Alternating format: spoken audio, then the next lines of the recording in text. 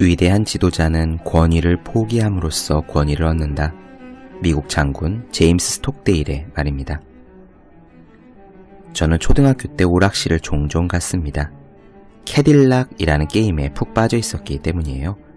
지금도 그 게임의 세 번째 스테이지는 생생하게 기억납니다. 캐딜락을 몰면서 바이크를 탄 적장의 꽁무니를 때리는 것이 그 스테이지의 미션이었습니다. 그런데 적장은 내가 때리려고 다가가면 앞으로 달아나 버렸습니다. 반대로 때릴 생각이 없는 듯 뒤로 물러나면 이내 다가왔지요. 허허실실입니다. 게임의 프로그램과 반대로 움직여야 적장을 잡을 수 있었습니다. 심리학자 빅터 프랭클은 역설적 의도라는 기법을 창시했습니다. 문제를 회피하지 말고 오히려 정면으로 부딪힘으로써 심리적 장애를 치유하는 기법이었습니다. 이를테면 불면증 환자에게 잠을 자지 않도록 노력할 것을 주문하는 식이죠. 많은 심리적 장애가 문제의 의도와는 반대로 움직이도록 주문하면 눈이 녹듯이 깨끗이 사라졌습니다. 공부가 하기 싫어서 좀이 쑤시는 사람은 이렇게 한번 해보지요. 우선 공부를 하는 겁니다. 그리고 지금 여러분이 얼마나 공부하기 싫은지를 부딪혀서 알아보는 거예요. 예상했던 것처럼 공부가 너무너무 괴롭다면 그러면 그때 그만하면 되지 않습니까? 마음은 여러분이 도망칠 것을 예상합니다. 마음의 의도와는 반대로 앞으로 나아가 정면으로 부딪히면 문제 따위는 깜짝 놀라 달아나 버릴 수도 있습니다. 과연 얼마나 싫은지 직접 경험해 보시죠. 마음의 장난질과 반대로 움직여야 여러분의 마음을 굴복시킬 수 있습니다. 365공 비타민 문제와 정면으로 부딪혀라의 한 대목으로 시작합니다.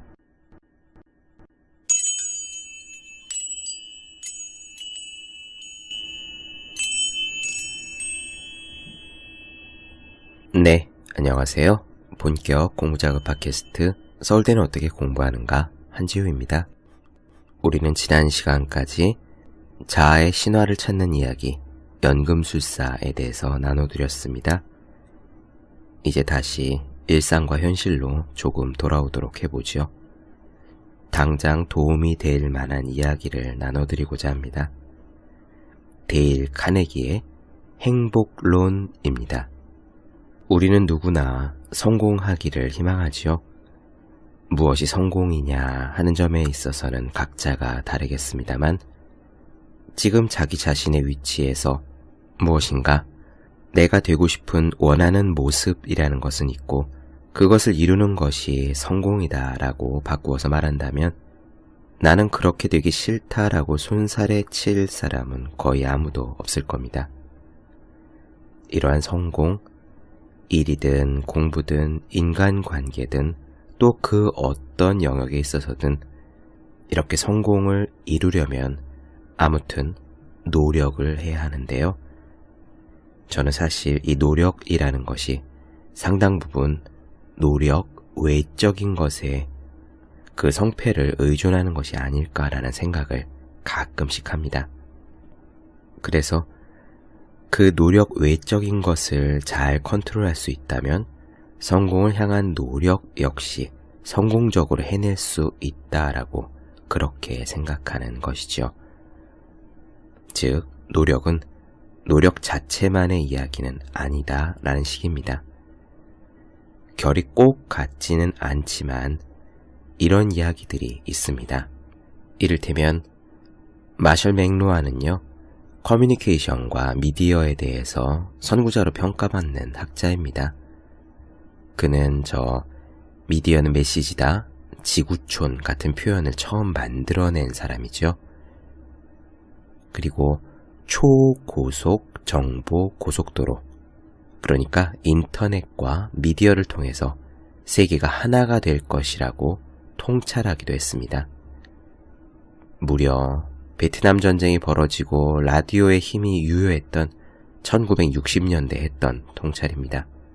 하지만 미디어의 핵심을 이렇게 직관적으로 파악해낸 마셜 맥루하는요, 미디어 학자가 아니었습니다. 그는 영문학자였어요. 말과 글을 아름답게 꾸미는 수사법을 전공에서 박사 논문을 썼던 그런 학자였습니다. 마셜 맥루한의 대표작이며 미디어에 대한 고전으로 손꼽히는 미디어의 이해라는 책에는요. 그래서 제임스 조이스나 엘리엇, 채플린이 등장해요. 미디어의 이해의 번역자는 옮기는 글에서요. 이런 말을 싣기도 했습니다. 미디어에 대한 새로운 시각은 미디어만 연구하는 사람에게서는 결코 나올 수 없다. 사실 이런 사례는 다른 영역에서도 종종 찾아볼 수 있습니다. 이를테면 경제학의 아버지라고 불리는 애덤 스미스 있잖아요.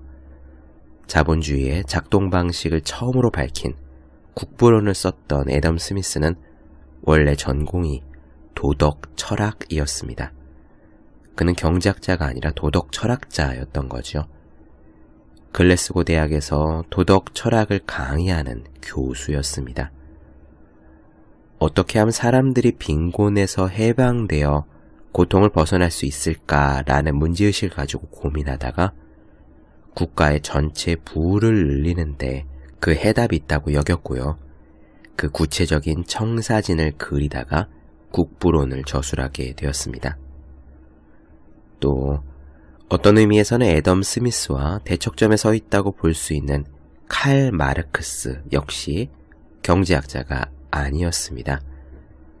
그는 원래 철학과 역사를 연구했어요. 그리고 인간의 자유를 속박하는 것이 무엇인지에 대해서 관심이 있었습니다. 마르크스는 처음에 그것이 신분제라고 생각했죠. 하지만 신분제가 사라져서 사람들은 무엇이든 마음대로 할 수 있는 자유의 몸, 신분상 모두가 동등한 그런 존재가 된 다음에도 경제적인 조건 때문에 노예나 다름없이 하루에 15시간을 일해야 하는 현실을 보았습니다. 그래서 그걸 바꾸기 위해 직접 노동운동에 뛰어들었다가 별 성과를 거두지 못해요. 그 다음에 자본주의 사회의 모순을 이론적으로 밝히기 위해 도서관에 틀어박혀서 연구한 결과물이 저 자본론입니다. 물론 맥루언이나 애덤 스미스, 마르크스의 커다란 문제의식에 비할 수는 없겠지만요. 노력에 있어서도 비슷한 생각을 가지고 있다라는 것은 그런 의미입니다. 노력이 노력 자체만의 이야기는 아니다. 무언가를 잘 하려면 그 밖의 것들을 잘 해내는 것이 큰 도움이 되는 경우가 많이 있다라는 겁니다.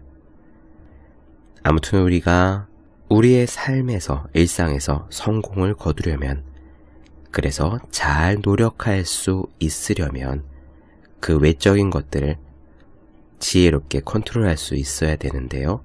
그 노력 외적인 것의 대표적인 것이 바로 걱정과 스트레스입니다.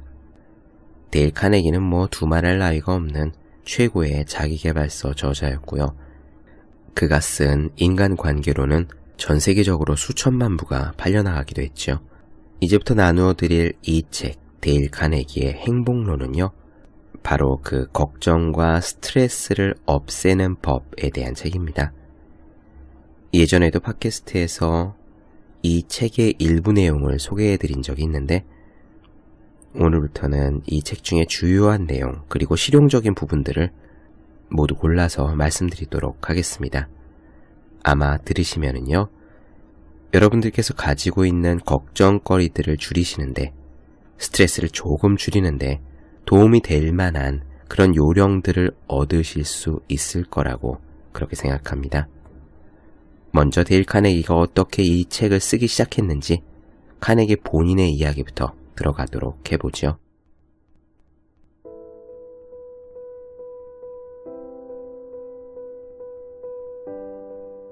데일 카네기는 이렇게 말합니다. 1909년에 나는 뉴욕에서 가장 불행한 청년 중에 한 사람이었다. 나는 생계를 위해 트럭을 팔았는데 트럭이 어떻게 움직이는지도 몰랐고 또 그것을 알려고도 하지 않았다. 나는 엉망진창인 세일즈맨이었던 것이다. 무엇보다도 나는 내 직업을 싫어했다.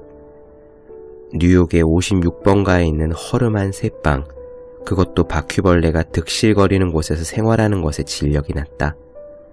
나는 지금도 마치 어제일같이 그때를 기억한다. 아침에 일어나서 벽에 걸려있는 넥타이를 매려고 보면 바퀴벌레가 새까맣게 붙어있곤 했다. 게다가 불결하기 짝이 없는 싸구려 식당에서 매끼 밥을 먹어야 했던 것이 정말로 싫었다. 문득 나는 이제는 경멸하는 내 생활의 종지부를 찍어야 할 때라고 느꼈다. 그래서 나는 결심했다. 그리고 그 결심은 나의 미래를 완전히 바꿔놓았다. 그로 말미암아 그 후에 줄곧 행복했고 나의 꿈은 예상했던 것 이상으로 성취되었다. 나의 결단은 이런 것이다. 내가 싫어하는 직장을 그만두고 미주리 주에 있는 한 대학교에서 4년간 공부한 경험을 살려 야간 학교에서 성인들을 가르치자라는 것이었다. 그렇게 된다면 수입도 있겠지만 그보다도 책을 읽을 수 있는 여유가 생기고 강의 준비라든가 좋아하는 소설을 쓸 수 있을 것 같았다. 나는 원래 글을 쓰며 살고 싶었다. 그렇다면 성인들에게 무엇을 가르칠 것인가?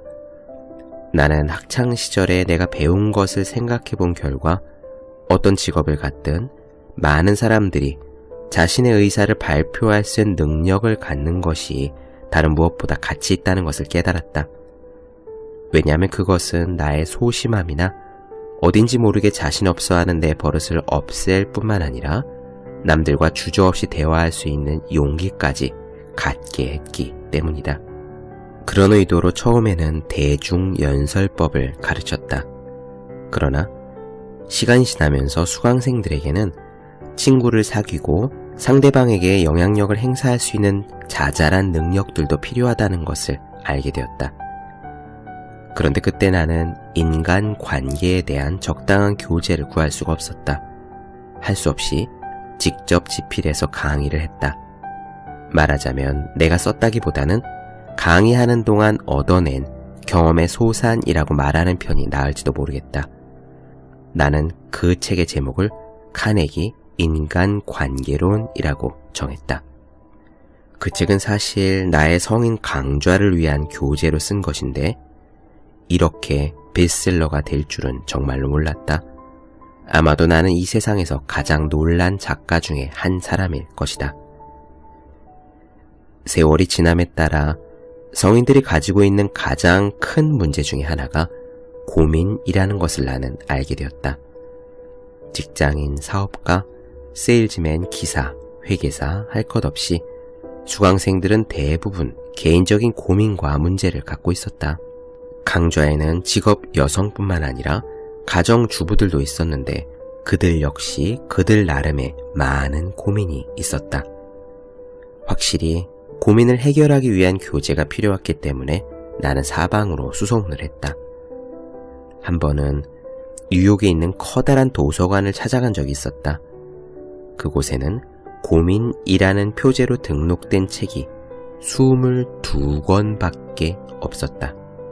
하지만 벌레라는 표제로 등록된 책은 189권이나 되었다. 세상에 벌레에 대한 책이 고민에 대한 책보다 9배나 많다니 벌레가 인생에 직접 관련이 있는 고민보다 그렇게 중요하단 말인가? 나는 실로 놀라운 일이라고 생각했다. 나는 뉴욕 공립도서관에서 고민에 관한 책 22권을 찾아보았고 구할 수 있는 데까지 고민에 관한 책은 모두 샀다. 그러나 내 강좌의 수강생들을 위한 교재로 사용할 수 있는 것은 좀처럼 찾아볼 수가 없었다. 그래서 나는 직접 책을 쓰기로 했다. 나는 이 고민에 대한 책을 쓰기 위해 7년 정도를 준비했다. 그동안 많은 철학자들이 고민에 대해 말한 것들을 읽었고 공자에서 처칠에 이르기까지 각계각층의 수많은 사람들의 전기도 읽어보았다. 헨리 포드나 오마르 브래들리 장군 같은 여러 방면의 저명한 사람들과도 인터뷰를 했다. 하지만 이것은 겨우 시작에 불과했다.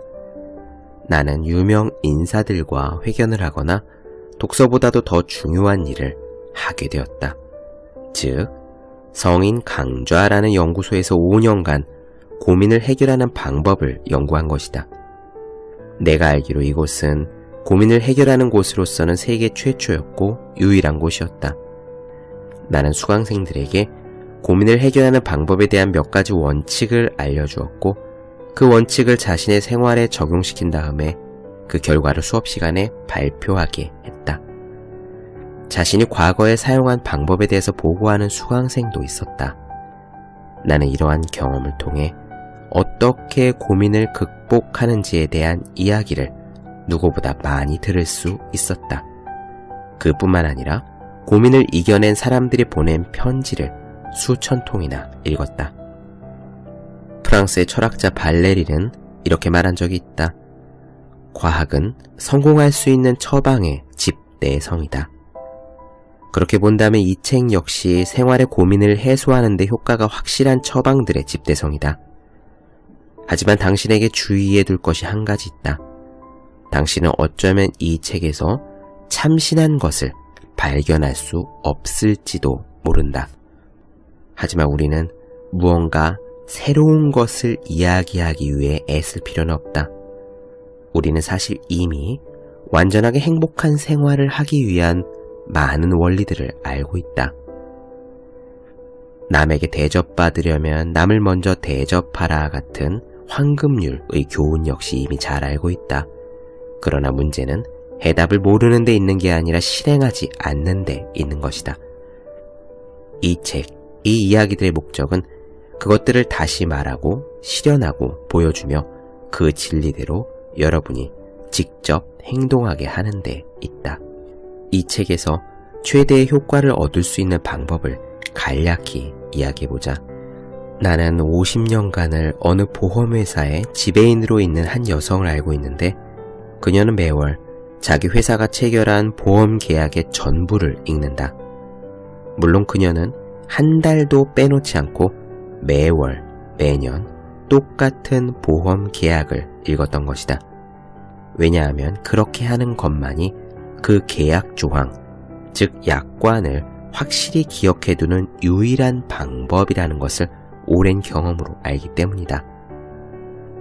나는 예전에 거의 2년에 걸쳐서 화술에 대한 책을 집필한 적이 있다.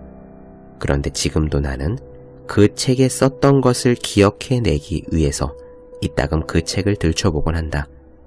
우리가 기억했던 것을 잊어버리는 속도는 참으로 놀랄만하다.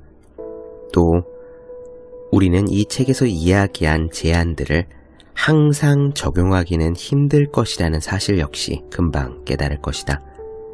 왜냐하면 사실 이 책을 저술한 나 자신도 때때로 여기서 주장하는 모든 원칙을 적용한다는 것이 어렵다는 것을 알고 있기 때문이다. 따라서 이 책을 읽을 때는 단순히 지식을 얻는 것이 아니라는 점을 기억해 주기 바란다.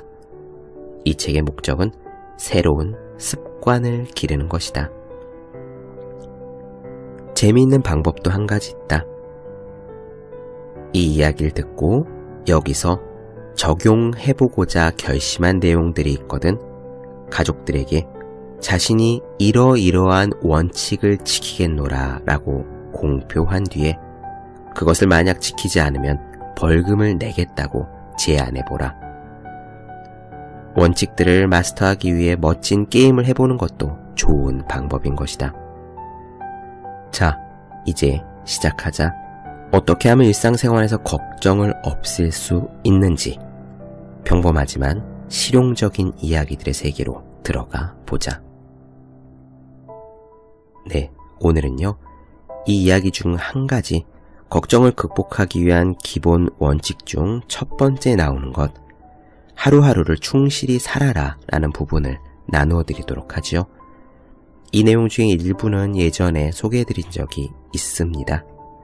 하지만 저 역시 종종 이 책을 꺼내서 바로 이 부분을 읽고 읽을 때마다 다시금 저 자신을 반성하는 것처럼 들으시면서 아, 이런 내용이 있었지 라고 기억하실 수 있겠지만 그럼에도 불구하고 역시 이번에도 여러분들께 도움이 되실 거라고 그렇게 생각합니다.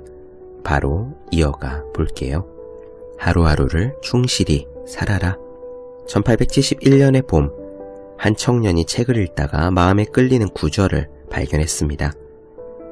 마음에 새겨진 그 구절 덕분에 그의 삶은 엄청난 변화를 겪게 되었어요. 당시 한 종합병원의 의학도였던 그는요, 졸업시험을 앞두고 걱정이 태산 같았습니다. 졸업시험에 과연 합격할 수 있을지, 합격하면 뭘 해야 되고 어디로 갈 건지, 또 어떻게 개업해야 하는지 그런 고민들에 사로잡혀 있었죠. 그렇지만 이 젊은 의학도는 1871년 봄에 읽은 그 한 구절로 나중에 당대 가장 유명한 그런 의사가 되었습니다. 세계적으로 인정받는 명예의 상징인 옥스퍼드 대학교의 명예교수가 되었고, 영국에서 기사자규를 받았고, 세상을 떠날 때는 1466쪽에 달하는 방대한 2권의 전기가 간행되었습니다. 그는 윌리엄 오슬러 경입니다. 그가 1871년 봄에 읽은 구절은 토머스 칼라일의 바로 이 말이었습니다. 우리의 중요한 임무는 먼 곳에 희미한 것을 보는 게 아니라 가까이 똑똑하게 보이는 것을 실행하는 일이다. 바로 이 말 덕분에 그는 심각한 고민에서 벗어날 수 있었던 거예요. 이 말에서 오슬러 경은 무엇을 깨달았을까요? 오슬러 경의 성공 비결은 무엇이었을까요? 그것은 바로 하루하루를 충실히 산 것입니다. 오슬러 경이 예일대학교에서 연설을 한 적이 있었습니다. 그는 대형 기선을 타고 영국에서 대서양을 건너 미국으로 갔던 경험에 대해서 언급을 했죠. 그 기선은 선장이 단추 하나를 누르면 배의 각 부분이 차례로 닫혀서 방수 구역을 이루도록 건조된 배였습니다. 오슬러 박사는 그 배의 예를 들며 예일대학교 학생들에게 이야기를 시작했어요. 여러분은 이 전기 여객선보다 훨씬 잘 만들어진 몸과 마음이라는 배로 지금부터 길고 긴 인생의 항해에 나서게 될 것입니다. 제가 여러분에게 말씀드리고 싶은 것은 인생의 항로를 더 안전하게 가려면 배의 각 부분처럼 오늘이라는 구획을 명확히 지어 살아갈 수 있도록 우리 몸과 마음을 조절하는 기술을 배우라는 것입니다. 배 브릿지에 올라가 보면 배를 움직이는 모든 기관이 질서정연하게 배열되어 있다는 것을 알 수 있을 겁니다. 거기서 단추를 누르십시오. 그러면 여러분의 인생은 과거를 닫게 됩니다. 이미 지나간 어제를 잠그는 철문 소리를 들을 수 있을 겁니다. 다음 단추를 또 한번 눌러보십시오. 그러면 그 단추는 다른 기계를 작동시켜서 미래, 그러니까 아직 우리 눈앞에 있지 않은 내일이라는 커튼을 닫게 될 것입니다. 그렇게 한 다음이라야 바로 여러분의 오늘은 안전하게 됩니다. 과거를 닫아버리십시오. 지나간 일들은 과거로 묻어두십시오. 내일과 어제의 짐까지 모두 바로 오늘 짊어지고 가려 한다면 아무리 강한 사람이라도 버틸 수 없습니다. 미래나 과거는 모두 닫아버리십시오. 미래는 없습니다. 미래는 바로 오늘입니다. 내일이 아니라 오늘, 그리고 지금에 있습니다. 정력의 낭비나 정신적 고뇌, 그리고 범민은 미래 일에 이리저리 얽매이는 사람들에게 붙어 다니기 마련입니다. 그 문들을 꽉 닫고 여러분들은 오늘을 위해서만 충실히 생활하는 습관을 지니도록 하십시오. 오슬러 박사가 이렇게 강연을 했다고 해서 그가 내일을 대비해 아무런 준비를 하지 않아도 된다고 말하는 것은 아닙니다. 결코 그렇지 않습니다. 그는요, 내일을 위한 좋은 준비란 바로 오늘 일을 오늘 하기 위해 모든 지성과 열정을 집중하는 것이라고 말한 것입니다. 오늘을 최대한 잘 사는 것이야말로 내일을 잘 준비할 수 있는 유일한 방법입니다. 유럽 전선의 종군 중이던 다른 청년의 이야기를 해보죠. 그도 이와 똑같은 교훈으로서 자신의 삶을 구해냈습니다. 우선 그 청년의 기록을 읽어보겠습니다. 1945년 4월 나는 극심한 고뇌 끝에 경련성 횡행결장이라는 병에 걸리고 말았다. 만일 그때 전쟁이 끝나지 않았더라면 나는 완전히 폐인이 되었을 것이다. 나는 극도로 피로했다. 94 보병 4단에 소속된 전사병 기록계 하사관으로서 전사자, 행방불명자, 병원 후송자들 명단을 기록하는 것이 나의 임무였다. 또 적군이건 아군이건 간에 전투 중에 서둘러 대강 묻어버린 병사들의 시체를 파내는 일도 도와야만 했다. 죽은 병사들이 남기고 간 유품들을 간추려서 부모나 친척에게 보내주는 일도 맡았다. 나는 내가 다른 사람에게 잘못된 유품을 보내지는 않을까라고 항상 걱정했고, 내가 이런 일을 견딜 수 있을까라고 근심했다. 그리고 무엇보다 살아 돌아가서 아직 보지도 못한 생후 16개월 된 내 아이를 안아볼 수 있을지도 걱정했다. 걱정과 근심이 너무 지나쳐 체중이 15kg이 빠졌다. 나는 반미치광이 같았다. 다시 정상 상태로 돌아갈 수 있으리라고는 도저히 생각할 수 없을 정도였다. 그러나 이 같은 불안감은 군 병원에서 사라져버렸다. 어떤 군의관의 말이 내 인생에 새로운 전기가 된 것이다. 그는 나를 자세히 진찰하더니 내 병이 정신적인 것이라고 단정 지으면서 이렇게 말해주었다. 대두군, 자네의 일생을 모래시계라고 생각해보게. 모래시계 맨 위에는 무수한 모래들이 있지 않나? 그것이 일정한 간격을 두고 천천히 중앙에 가늘고 긴 홈을 타고 통과하는 것이네. 그런데 한 알 이상을 한꺼번에 통과시키려 한다면 모래시계는 고장나고 말겠지. 우리는 모래시계와 같은 존재라네. 우리에게는 해야 될 일이 산더미처럼 많아. 또 아침에 보면 그날 해야 될 일조차 산더미처럼 쌓여있다는 것을 알게 되지. 하지만 그것을 한 번에 하나씩 천천히 간격을 두고 해내지 않으면 마치 한꺼번에 통과하려다가 꽉 막혀버리고 마는 모래시계의 모래처럼 우리의 몸과 마음도 망가지고 만다네. 잊을 수 없는 그날, 나는 그날 이후 그 군의관의 철학을 평생 실천하며 살아왔다. 한 번에 한 알의 모래, 한 번에 한 가지의 일. 나는 그 말로 전쟁의 나머지 기간을 무사히 마쳤을 뿐만 아니라 지금까지 인생을 성공적으로 살아왔다. 네, 그렇습니다. 내일 일을 걱정하지 말라라는 성경 말씀이나 오슬러 박사의 오늘을 살아라 라는 말에 귀를 기울인다면 우리는 걱정과 스트레스의 상당 부분을 던져버릴 수 있지 않을까라고 생각합니다. 저는 이 모래시계의 이야기가, 그 이미지가 참 마음에 들었어요. 한 번에 한 알씩만 통과하는 모래시계의 모래처럼 이것저것 해야 할 일들이 산더미처럼 쌓여 있는데 그 산더미 같은 모래는 보지 않는 거죠. 저 역시 이 이미지를 종종 활용합니다.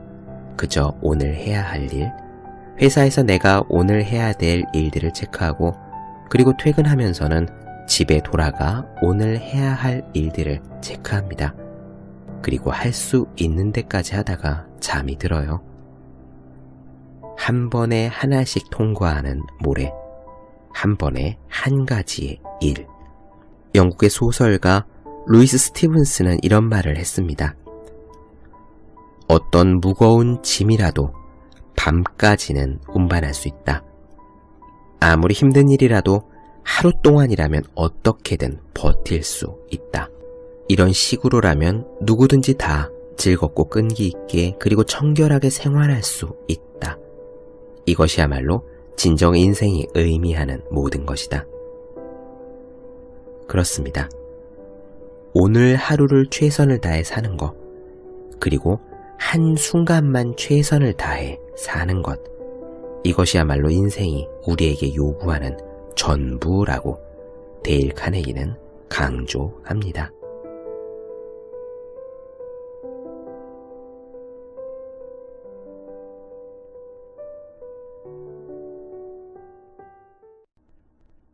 네, 본격 공부자극 팟캐스트 서울대는 어떻게 공부하는가?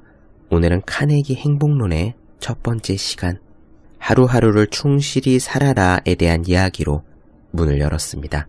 더 많은 이야기가 궁금하신 분들, 질문사항 있으신 분들은요, 제 네이버 블로그 허생의 즐거운 편지, 다음 카카오 브런치, 한재우의 브런치, 인스타그램에서 해시태그 서울대는 어떻게 공부하는가를 검색해 주시면 되겠습니다. 또 매일매일 공부하시는 분들, 여러분 주변에 매일매일 공부하고 계시는 그분들을 위해서요, 하루 한 페이지씩 읽고 공부할 의욕을 북돋는 책, 보기만 해도 공부하고 싶어지는 365 공부 비타민을 선물해 주시면 도움이 될 겁니다. 오늘 여기까지 하죠. 저는 다음 시간에 뵙겠습니다. 여러분 모두 열심히 공부하십시오. 저도 열심히 하겠습니다.